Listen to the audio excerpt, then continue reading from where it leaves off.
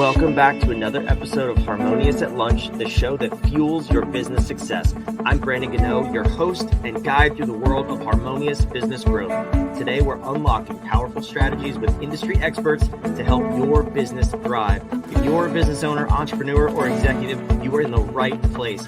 Join me and our incredible guests today on the journey to clarity, growth, and success. It is time to revolutionize your approach to business. Let's dive in with another episode of Harmonious at Lunch.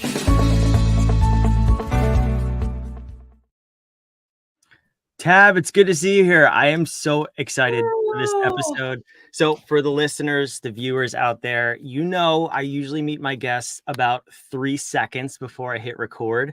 On this episode, it's a little different.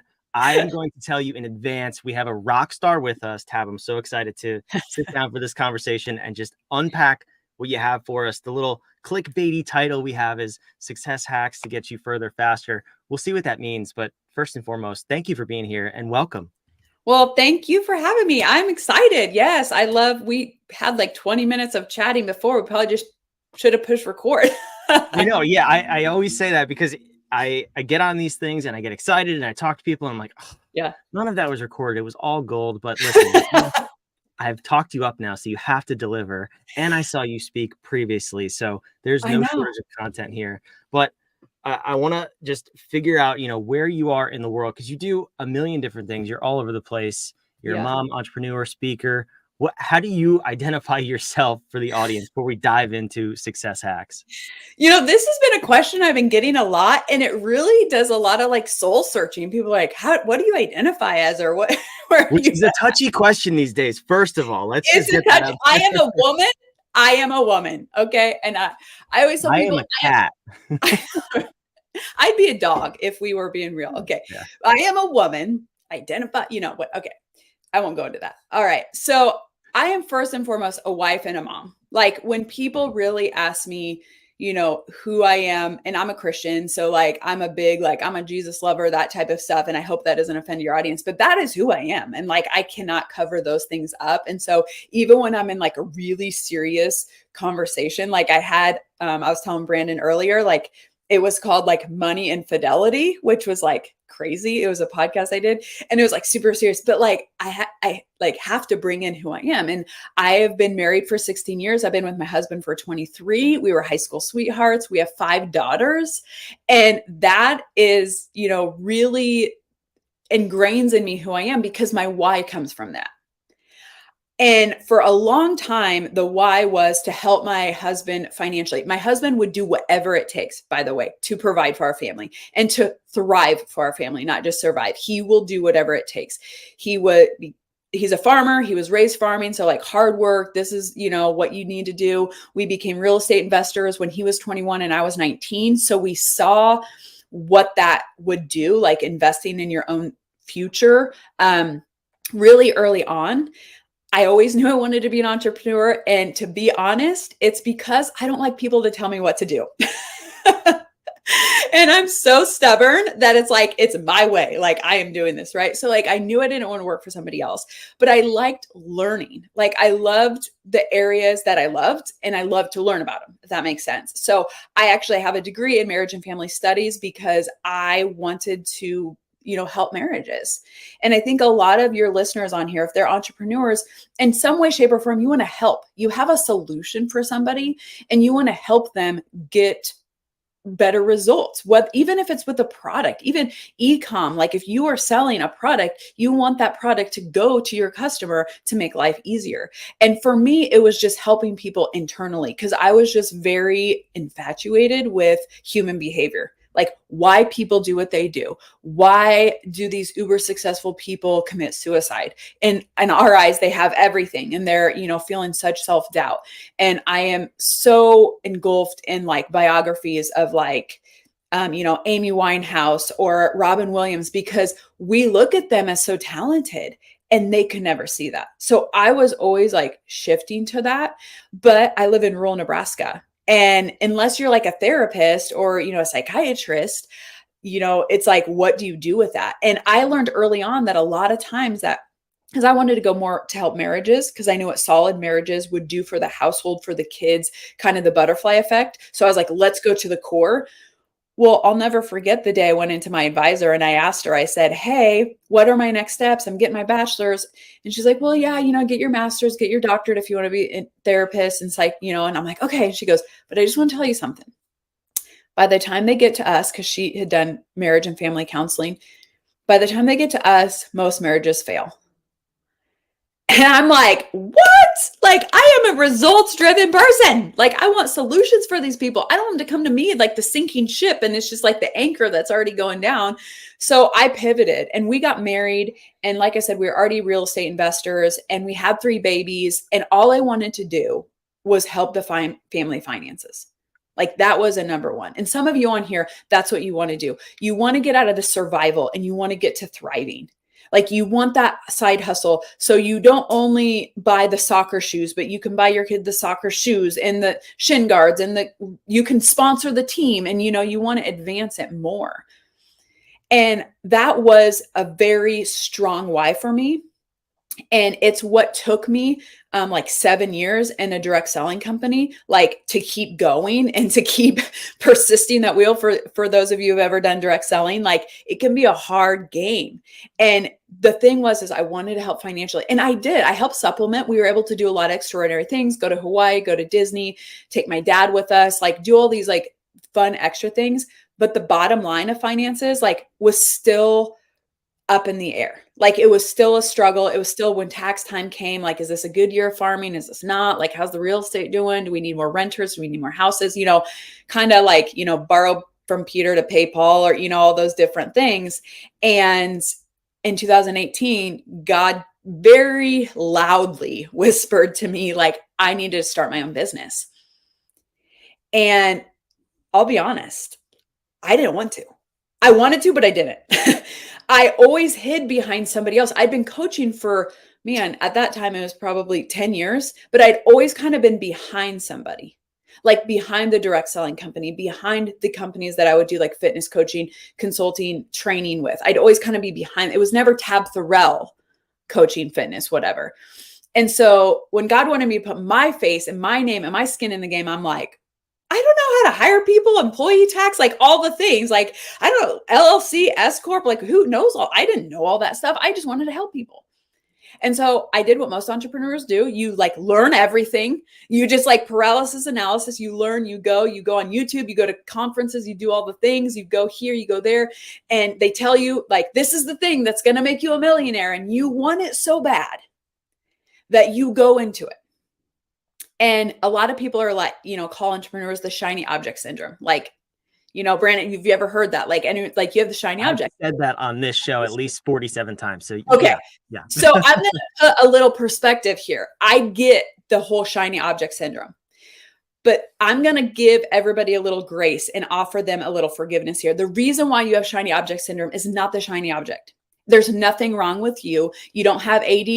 It's not a personality trait. The reason why you have shiny object syndrome is because you want the resolve so bad that you're willing to do whatever it takes.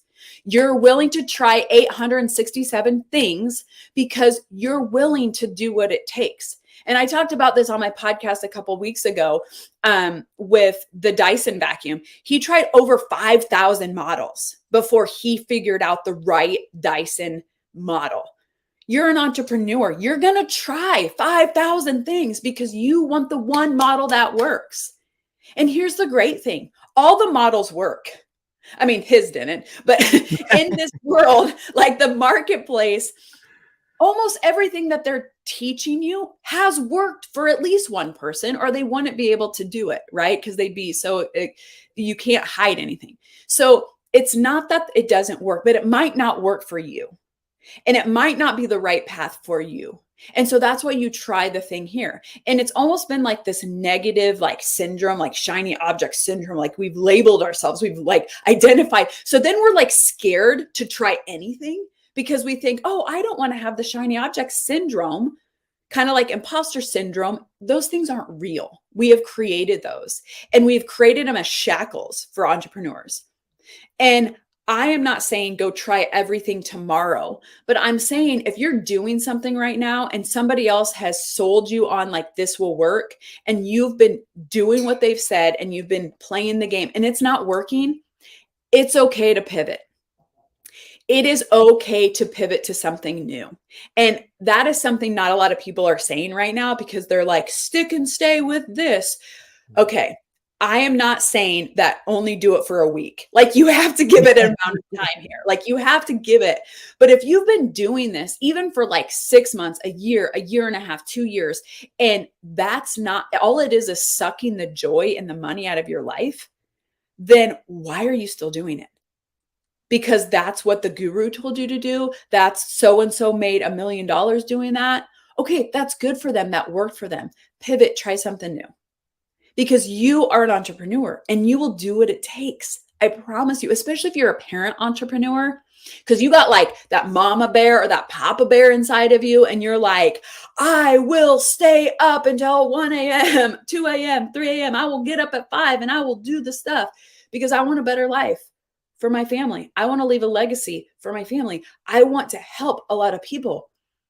And when you truly do something for more than financial, because I told you, for me, it was a lot of financial, but I love telling people, helping people. I wasn't going to just do anything to get money because you can do a lot of stuff. I could have done e-com. And actually, it piqued my interest.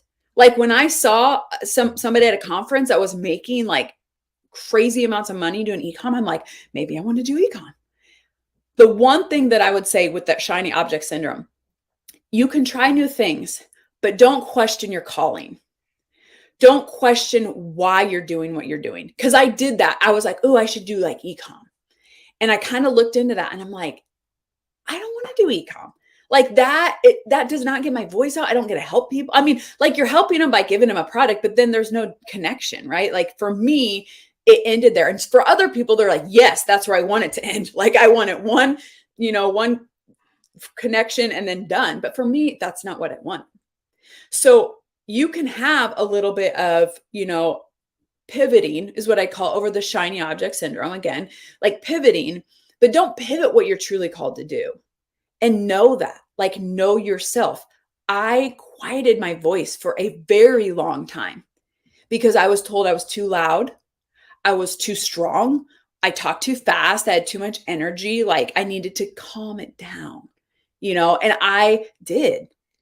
And even in my direct selling company, the people like above me would like dumb me down in a way. They'd be like, who are you to think that you should speak to the group? You don't make this amount of money. No. Don't let monetary value shutter what what you have inside of you. So many of you on the other side of this think that you can't speak to big audiences because you haven't made $100,000. Or your business is just starting, or you're not to that $1 million. Just because somebody makes $1 million a year does not mean that they should be on stage and does not mean that they're going to move an audience. And so I'm giving you permission here. If you have a calling, if you want to impact the world at a higher level, do not let anybody devalue who you are as a human being because of the monetary value that you've made. Yeah, that's so powerful. And first of all, if you're listening and you didn't pick up at least 75 success hacks in what Tab just shared, go back and rewind it and listen on like half speed, because that was just pure gold. But a couple of things that really stood out to me was, first and foremost, your calling. And, something that I think a lot of entrepreneurs fail because of is chasing money, chasing dollars, and forgetting that we are entrepreneurs because of our impact that we are called to provide and serve in the world. And I'll give you an example. A couple of years ago at this point, that's crazy. I walked away from spending $250,000 on my dream. Right. And I was chasing the money. And I finally came to realize that I too had the very loud whisper from God that said, this ain't it, pal. Yep. And I can't even tell you how hard that was. It's a big sum of money. And I walked away, I sold the business, and I'm here now. And the message that God said to me was give first. I went through 30 years of life taking with the object of chasing money. Yeah. And I heard give first. I think it was give first, idiot, but I'm out there. But it was give first. And I have walked by that for the last 2 years. And I can't even tell you the change in my life since then. So it's connecting with that why, but it's being motivated by the right things too. That's where I see most people fail, most small businesses. Yeah. I'm curious how you feel about that. Obviously you hinted at it, but it's got to be the right why. Am I hearing Yeah. that right? Yes. So like I mean, you've heard this. Simon Connect, he's talking, the power of why, that book is like Yeah. phenomenal, and everybody has heard that. It's probably been a decade now. I'd say a few years ago, but then I look back, I'm like, oh, it's been 10. I don't know where the time goes. But the power of why, for me to get, here's the thing too. I'm gonna reiterate this point too: grace and forgiveness of yourself. Because if you're in this and you're like beating your head, like, oh my gosh, I have been chasing the money. Oh, I'm so wrong. You're not wrong. That's what got you started. What got me started was the money. Like, to Yeah. be honest, it was like I could have been like uncomfortably comfortable with our two daughters and them not seeing their dad, because he would leave when they would be asleep and he would come home and they'd be asleep. And I lived that life. That was my life. I hated my dad growing up because all I wanted was his time. There's something inside of you, something that happened. And I'm not, again, this isn't a therapy session, but there's something that happened to you when you were younger that is a wound or whatever. And it's going to fuel you in the beginning. And it's okay, because you need that fuel, because this road of entrepreneurship is hard.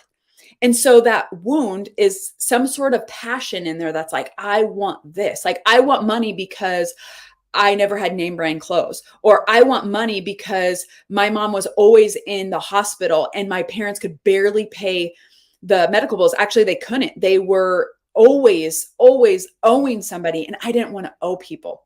So like when I came into the marriage, I was like, we're not going to have debt. We're not going to have this. We're not that. Well, guess what? We're farmers. So you have to have debt. Like, you just do. You have to borrow money when you have equipment that's $500,000 to produce crop. So like, I had to switch and rewire some things of what I thought things meant. And then the drive of that, it was okay. It was okay that I wanted to start that direct selling company for money, because if that wasn't the driver, I would have never like messaged all my people like, hey, buy these supplements, or I would have never cold called. I would have never drove to El Paso, which is 16 hours from where I live, to help a distributor get started.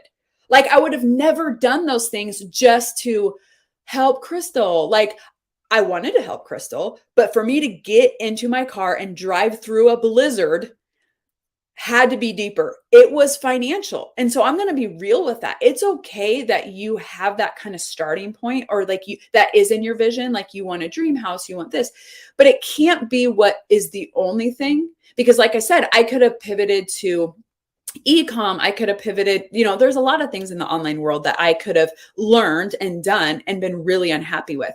But because mine was tied together with impact and income, because like you can't always chase your calling, you like what we call the broke difference maker. You do have to figure out how to, You have make to charge. it financially, like you have to figure out how to monetize stuff too, not only for you, but it helps your listeners, it helps your customers, it helps your prospects, because when they have to like pay attention, like listening to podcasts is great. I do it all day long, but I can't tell you how many podcasts that I've listened to and I'm like, who was that speaker again? I can't remember. But when they have like an offer or something that like they tied together, something that really got me to trust them. And then they had like this offer, even if that was offered to like check out their website or a freebie or something, I'm clicking on that. And then I'm looking at them and I've connected them with them through a podcast. Then I go to their website and then I see about them. I'm like, okay. And maybe I do a strategy call, right? So like, if they just said, hey, like, I'm Tabatha Thorell, this is me, this is great, learn how to speak,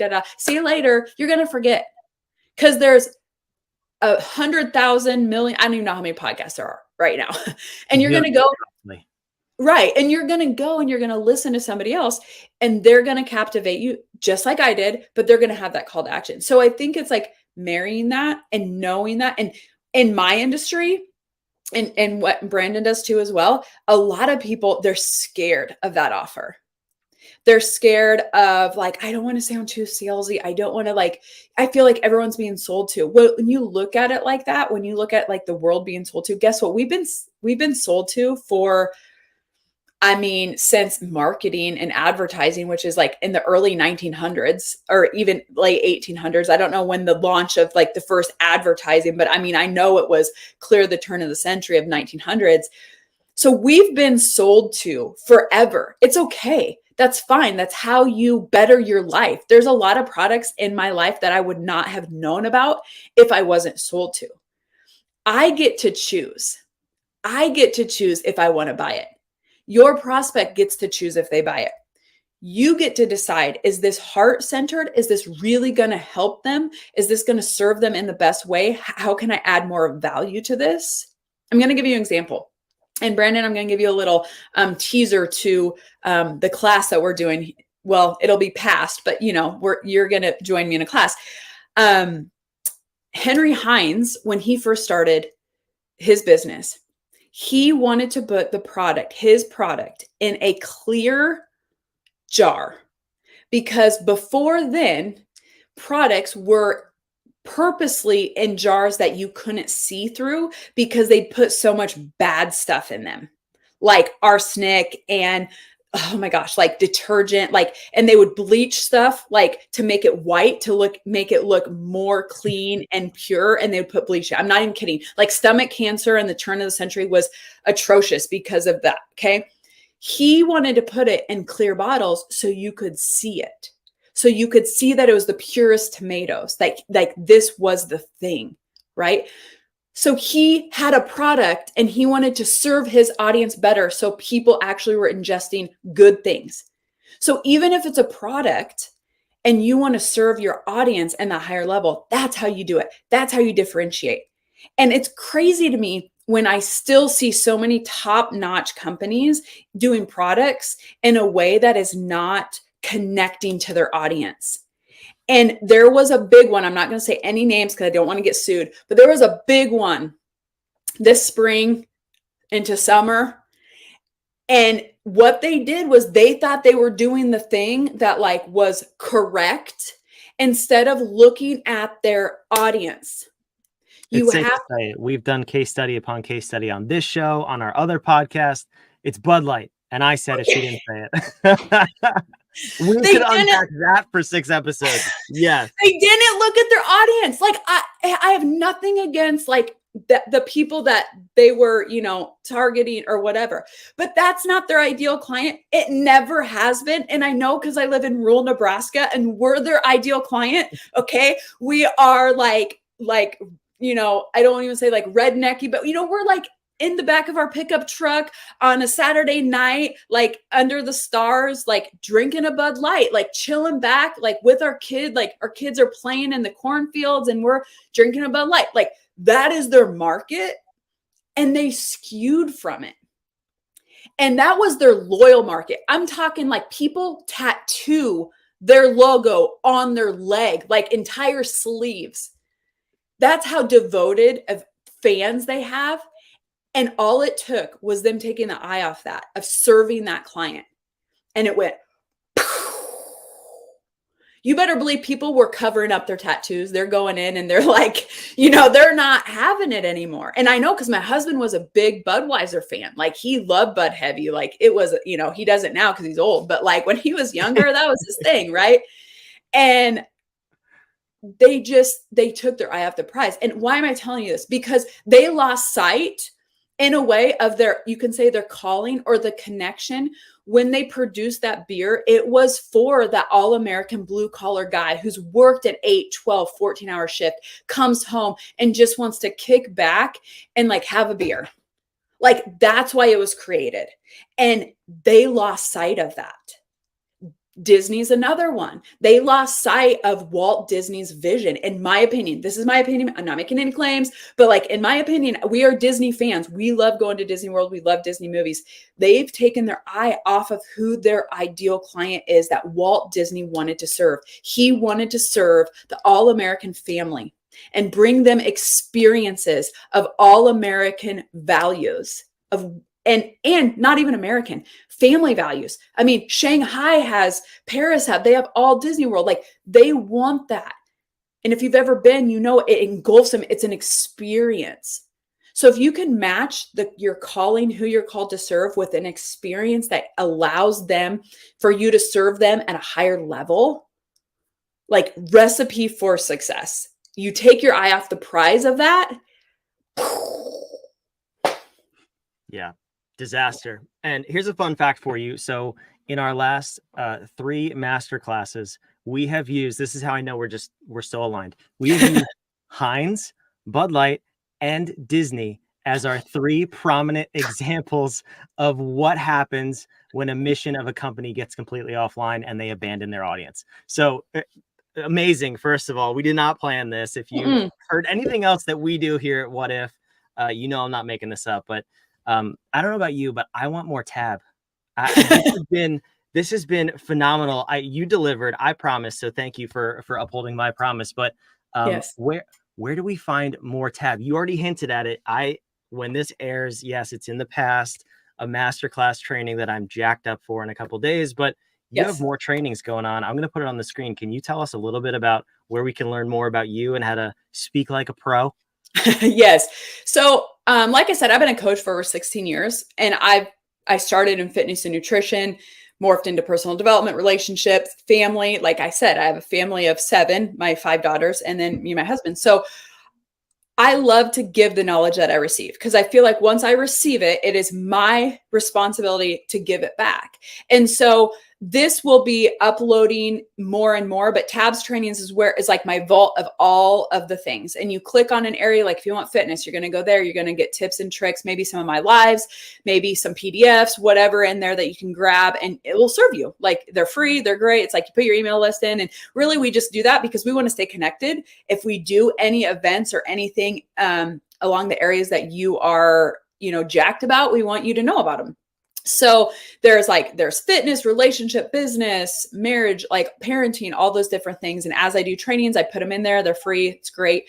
Brandon alluded to this, like master classes. I love serving an audience live. And so I love to like host different master classes, different trainings, and just really serve you in whatever area. And right now, I see a need for more speakers and more storytelling, because we are a very visual society and everything is like instant, and 30-second reels, 15-second reels, and funny things, and the serious things, and what's this? And there's a lot of noise out there, and it's like, I like to cut through the noise and give you quantum leaps. And I see a lot of fear in online course creators and speakers and beginning coaches and stuff, like afraid to do offers and different things like that. So we have different trainings to serve you, and they'll be posted on Tabs trainings. Like if there's a webinar, web class coming up that you can attend, it'll be on there. And I also have the What Went Wrong podcast. That is my new podcast that I launched this year, and where I interview or tell stories about successful